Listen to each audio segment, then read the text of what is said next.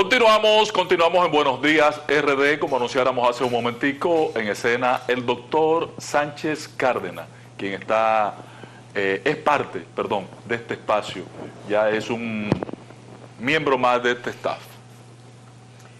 Buenos días, para bienvenido, mí es un placer doctor. estar en este Buenos Días RD y conversar con ustedes sobre los temas que sean de interés público y de la ciudadanía. Antes de entrar al dengue, doctor, ayer en las estaciones del metro de Santo Domingo había una protesta de jóvenes quejándose para que se reviertan los derechos laborales de las personas con VIH. Uno de los carteles decía: no trabajo con sidoso, un compañero de trabajo me contagió del SIDA.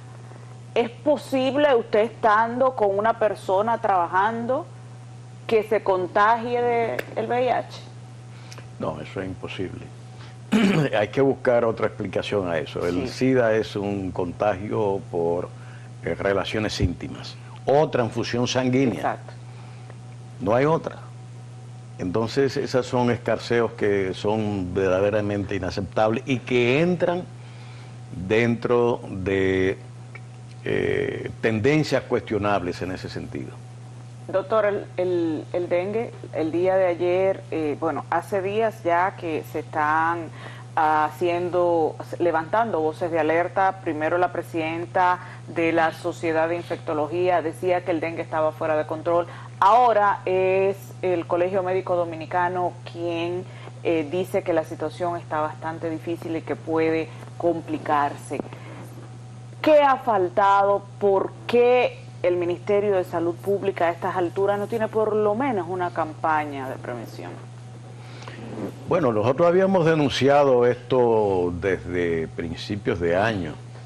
En abril, mayo, ya habíamos hecho la denuncia del comportamiento que tenía el dengue. Que llevaba, sí. Y habíamos hecho la denuncia de lo que había pasado el año pasado, el 22, que fue un año también de alta incidencia de dengue, donde hubo 10.700 casos y 10.700 casos en los libros.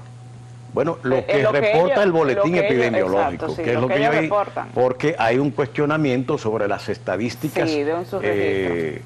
Que en el caso de la mortalidad infantil y de los MINA, pues quedó evidenciado de que hay una intención y una línea de manipulación que para mí está pasando en otros elementos. El año pasado hubieron 10.700 casos de dengue y 147 fallecidos. No, eso es demasiado. La relación entre casos y fallecidos es de 1.28. Pero sucede que en el 19 fue el año epidémico a nivel mundial más importante de dengue. Y aquí tuvimos 20.200 casos y 139 muertos. Fíjese usted esta es la importancia de esto que estoy diciendo.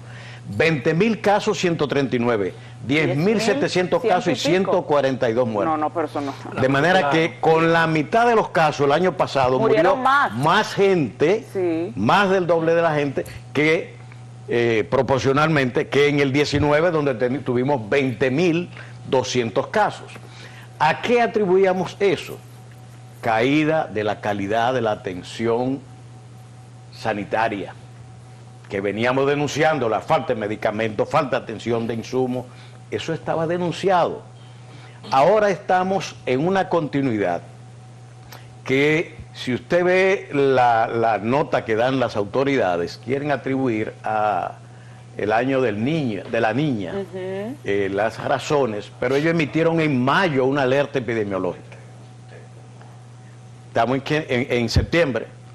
¿Qué pasó de mayo acá que las autoridades, a sabiendas de que venía esta situación, porque era prevenible, no tomaron las medidas de eliminar cacharros, fumigación, prevención, aumentar la educación ciudadana, la prevención que debió tomarse? No se hizo. Y en las últimas 4 semanas, casi 2.000 casos ya ha habido. Y todos callados. Si la opinión pública y los periodistas y los médicos no denuncian, el Ministerio de Salud Pública se queda calladito. Pero con las emergencias llenas, incluso UCI en el hospital Robert Ricabral, como el antiguo director acaba de denunciar. De manera que este comportamiento, pensando de que ocultar, cambiar las cosas es bueno, en epidemia la participación e involucramiento de la gente es vital. Por tanto, tiene que haber una comunicación asertiva, de inclusión, sobre la base de la verdad, porque si usted lo que está transmitiendo o trata de transmitir es que nada está pasando, nadie se va a preocupar. O sea, usted está dejando si viene claro el ciclón y usted dice, no se preocupe que es una brisita, quédense tranquilos. Claro, yo me voy a quedar. Usted está dejando claro que la autoridad sanitaria previó, identificó la situación en mayo. Pero no hizo lo que tenía que hacer. Pero no asumió las medidas preventivas. Solamente puso la alarma. Puso la alerta, pero no hizo el trabajo que tenía que hacer. Entre mayo y agosto. Mayo y agosto. Preventivamente. Entonces, tenemos hoy las consecuencias de la no acción. O sea, que controlar la situación del dengue por asuntos de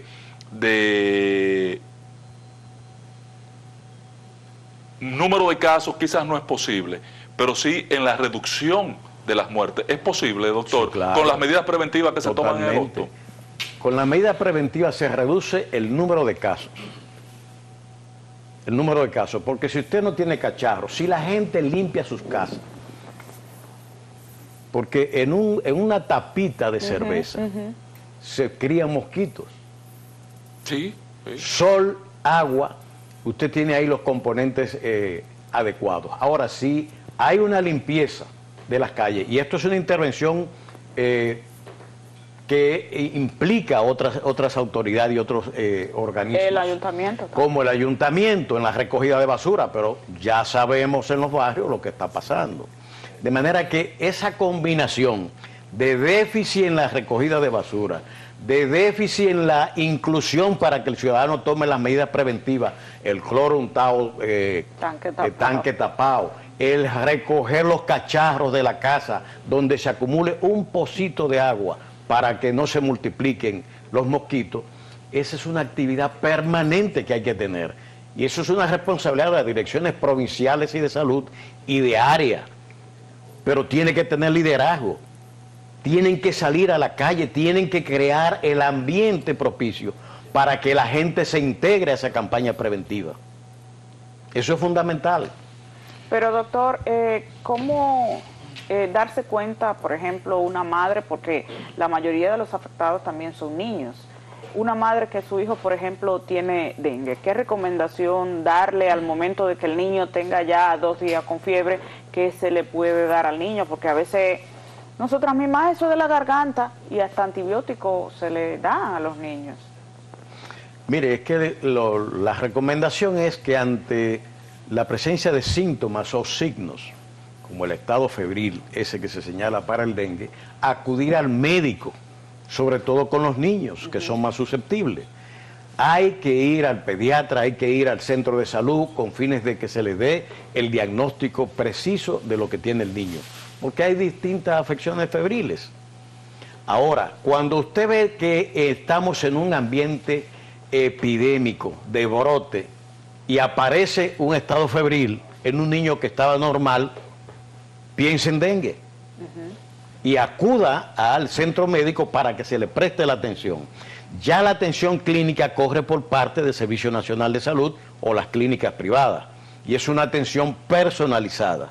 Ahora, el otro elemento que para mí es el capital, es las medidas de salud pública, las medidas epidemiológicas, la vigilancia que hay que tener, las intervenciones preventivas que hay que hacer, la capacidad que deben tener los recursos humanos que intervienen en las direcciones de salud y de área del Ministerio de Salud Pública para mantener contenido el dengue. No es que desaparezca el dengue, porque en esta zona tropical vamos a tener dengue por siempre. El tema es en qué medida vamos haciendo que los picos sean de menor incidencia y más aún que la calidad de la atención clínica que se presta a los afectados sea buena. Por eso yo decía que cómo explicar que con 20.000 casos se muera proporcionalmente menos gente que con 10.000, porque la calidad de la atención, sin lugar a duda, se ha deteriorado. Y eso es lo que pasó cuando usted ve la epidemia del 19 y la del 22. Y ahora vamos casi llegando a los números del año pasado. De manera, fíjese que hay una continuidad. Un avance, claro. Lo que habitualmente en el deterioro. Sin lugar a duda. Esto apunta, si el número del 23 se va acercando ya, porque estamos en 8.700 casos, y el año pasado tuvimos 10.700, vamos llegando ya al año pasado, que era epidémico. En el inicio de la etapa, de la época de... ¿Qué periodo dura esta? Yo creo que es hasta noviembre el pico del periodo. Septiembre, octubre, son hasta ahí va más o menos los picos que van llegando, y empieza en noviembre a bajar habitualmente. Si hay acciones, ojo, porque aquí no viene una nevada. Este no es un país de nevada y de unos porque el invierno fríos enormes. El invierno acaba con los mosquitos. Entonces, reduce en el 2020 población. fue que tuvimos 20.000. En el 19. Okay. ¿Y cuántos muertos? En el 20 cayó. Fíjense que son ciclos. Cada 2 a 3 años viene ese ciclo de dengue. A nivel mundial es así. Usted sabe eso.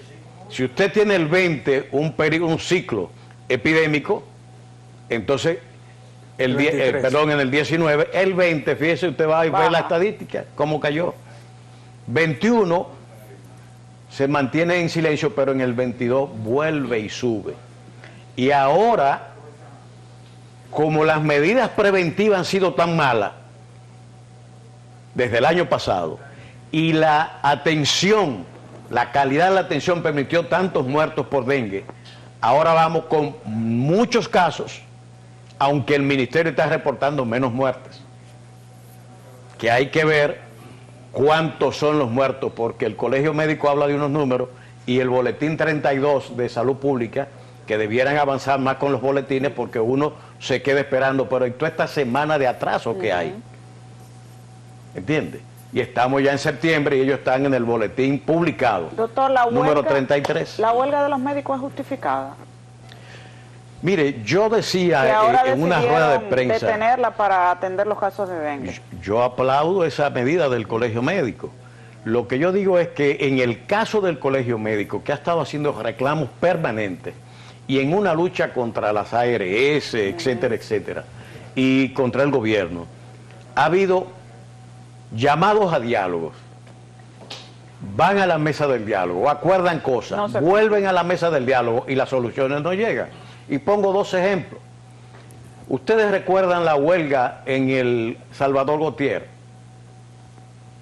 Sí, claro. Que terminó en un acuerdo con el director del Servicio Nacional de Salud para resolver los problemas. Bueno, eso está igualito. No se hace el acuerdo, pero no se cumple.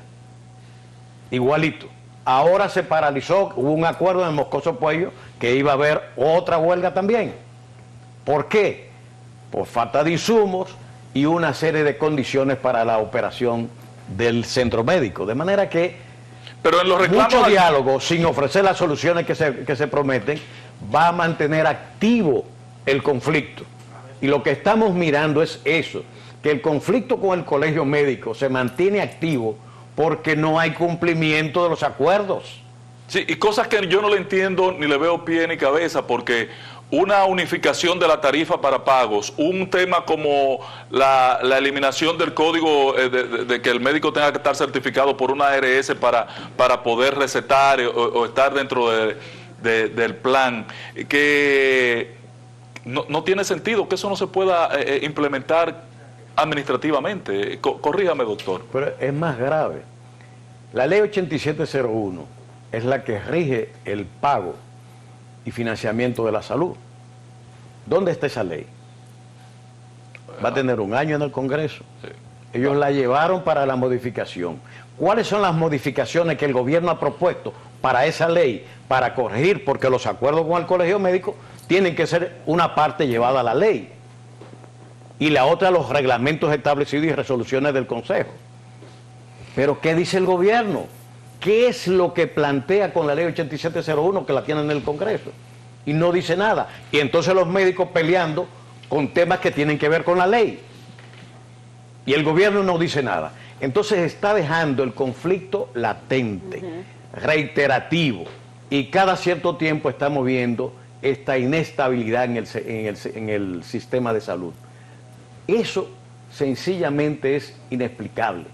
Llevaron la 8701, pero dejaron la 4201, que son almas gemelas, porque la ley de salud es una y la de la seguridad social 8701 es otra para financiar.